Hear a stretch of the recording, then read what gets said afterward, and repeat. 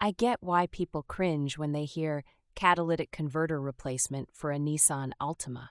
It's like your wallet is about to go missing for 3 days and you know it's hiding somewhere you'll never find again. Numbers don't lie. Average repair costs are $900 to $2,500. So, why is this part such an issue on the Altima? Well, Nissan used to stick the catalytic converter close to the engine, called a manifold cat.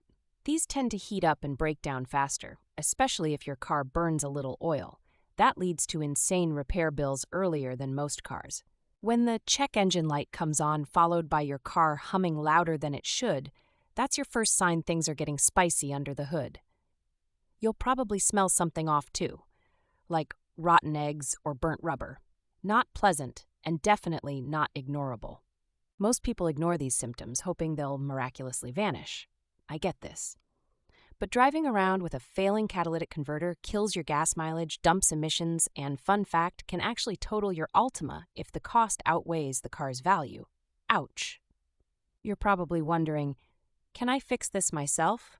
The answer is yes, but only if you're comfortable with getting dirty. Maybe cutting a little exhaust piping and breaking out some PB blaster for those rusted bolts that Nissan seems to include free of charge. The actual process is classic undo, replace, tighten, but with a slice of pain. You jack up the car, remove the oxygen sensors. If they refuse, don't force. You'll be out another $80 per sensor, and loosen the bolts holding the converter. That's the theory anyway. Reality check. Over 60% of people hit a wall because the bolts are rusted solid. Spraying penetrating oil and tapping with a hammer helps, but more than half the time you end up shearing something off and swearing you'd pay to shop. Here's a pro tip most pros skip. Always check for exhaust leaks or upstream engine problems, like a failing valve cover gasket, before you slap in the new cat.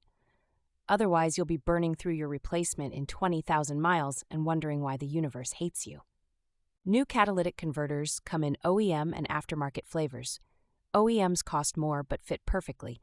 Aftermarkets are cheaper, but sometimes come with check engine light as a feature, not a bug. If you have emissions testing in your area, shout out to my fellow Oregonians, spring for OEM or a certified aftermarket. Oh, people ask, is it worth it?